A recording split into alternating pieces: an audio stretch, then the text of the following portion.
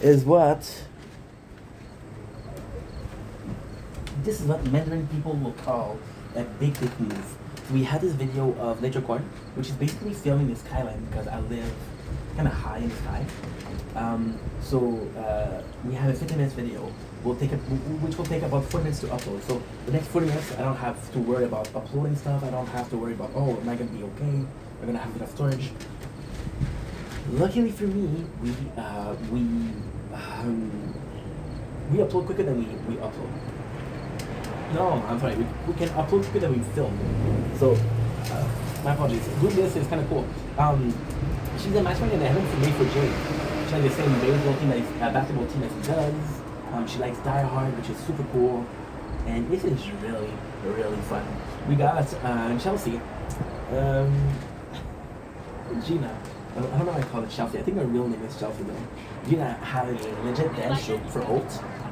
This is kind of insane because Ult hates it, and there's no way that Gina thought he was gonna like it. However, it shows how far Gina is willing to go for Ult.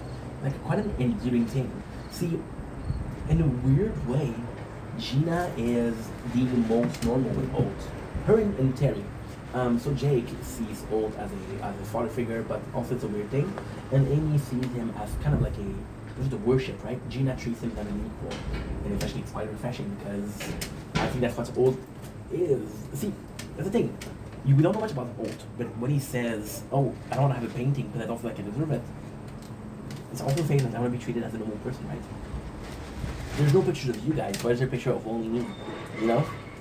So then the kids will let Jake's like, I can't, bro, she's too hot.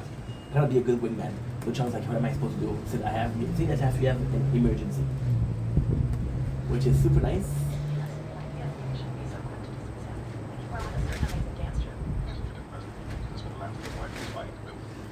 This is such a nice moment. Gina says, hey, he's a good candidate, give him a chance. He's giving me a chance. You should possibly give him a chance. And Ult is like, yeah, but I fought so hard. And here he says he didn't have to fight for the last 25 years. Yes, he didn't have to. But, and this is kind of complex also because it's quite interesting.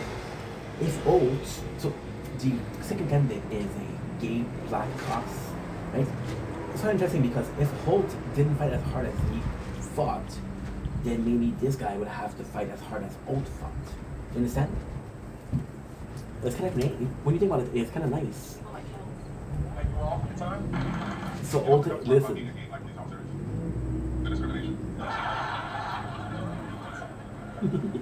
Yeah. This is so good. This is so good. This is so good. Listen to this. Such a shitty joke. Gina doesn't get it, but everybody else finds it. It's funny. This is super cool. You know why it's super cool? You know why it's super cool? Because Kevin in last episode said that Ult was the funniest guy. So in a weird parallel world, a world where we exist, Ult is the funny guy. Which is kind of cool.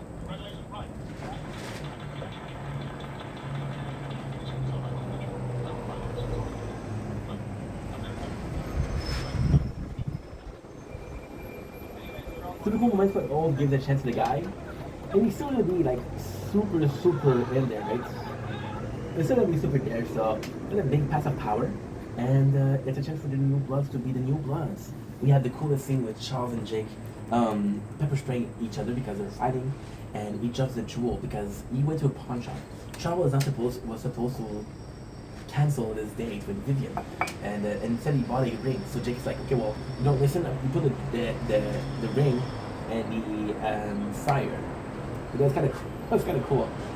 Amy and Rosa are saying sorry. They listen to Super Dan. That is super cool. That is super cool. Amy gets a cool lesson from it. Like we're supposed to help everybody else, no matter what.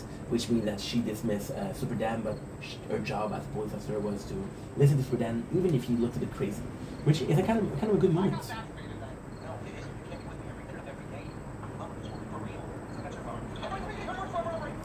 And they arrested the cab driver that was dangerous. Here, this is super nice. Charles is worried because he is right. Jake will not be around the whole time.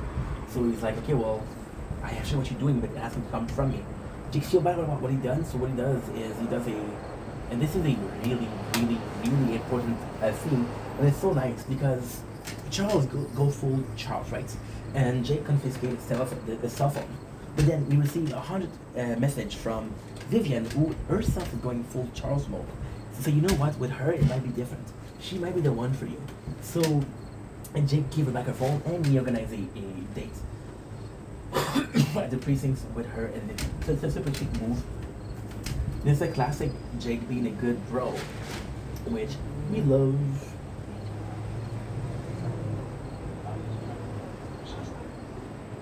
This is so nice. Episode 18, The Apartment.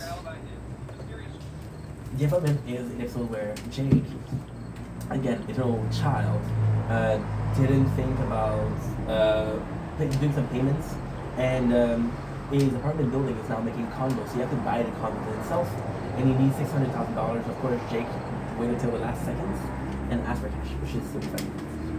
Not my favorite episode. The last episode was better. Oh my god, the cold open, one of the most legendary, right? So Jake is doing his job. Captain Old said, "Hey, good job. Make sure that you finish it correctly." And Jake says, "Okay, Captain Dad, no problem." So then you call him Captain Dad, and it's kind of funny. And then this isn't the funniest part. The funniest part is the criminal says, "I lied about not being there. I did do the crime, but I don't lie about you calling him Captain Dad." And this is kind of funny. This is really cool.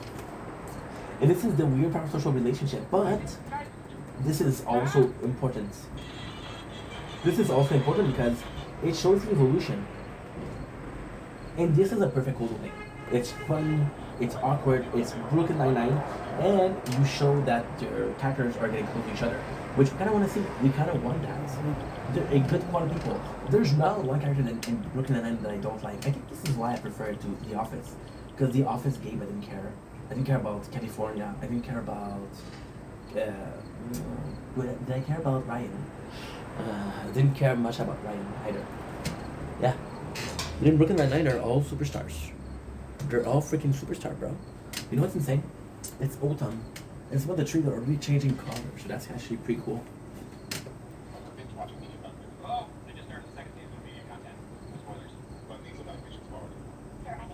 Oh yeah, it's talking about self-evaluation, which is how I improve, what is my biggest flaw, and it's a good thing. However, I wish it did more purpose than what it just does. So the end goal of this episode, well, this plot of self-evaluation is just Amy is having a hard time, but it's a good opportunity for all to mentor her.